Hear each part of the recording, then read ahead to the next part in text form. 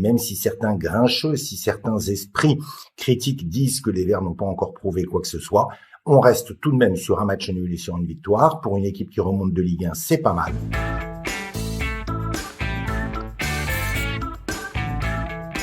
Salut à toutes et à tous, chers supporters des Verts, j'espère que vous allez bien. On se retrouve donc pour une nouvelle vidéo avec une question et même une affirmation. Pourquoi le match contre Villarreal fait figure de test? Oui, Villarreal, c'est un test intéressant à plusieurs égards.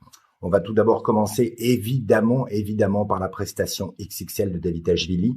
L'ancien Bordelais a montré de quoi il était capable. C'est une évidence. 2 buts magnifiques, une passe décisive. On savait, et même si beaucoup étaient sceptiques sur le début de saison, on savait que le recrutement de l'ancien Bordelais, du Géorgien, était une très bonne chose. Et Davitashvili a montré en quelques minutes seulement, puisqu'il est arrivé en seconde période, comme vous le savez, il a montré en quelques minutes qu'il allait devenir un joueur très intéressant des Verts et que techniquement, il était au-dessus de la moyenne. Donc c'était une bonne recrue, c'était un pari.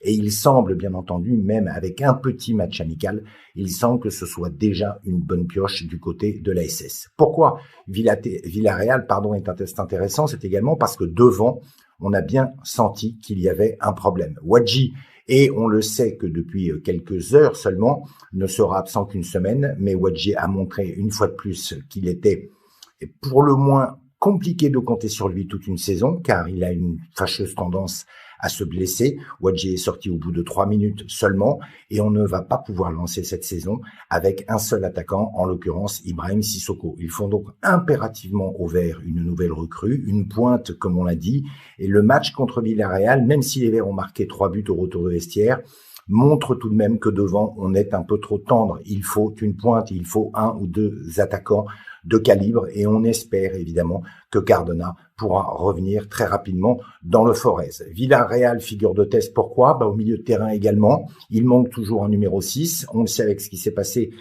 au Girondins de Bordeaux, la piste Pedro Diaz est relancée, même si on ne sait pas si ça va véritablement pouvoir se faire. En tout cas, il faut au Vert un 6, il faut un élément d'expérience et le match contre Villarreal a montré encore une fois qu'il manquait quelqu'un à ce poste-là.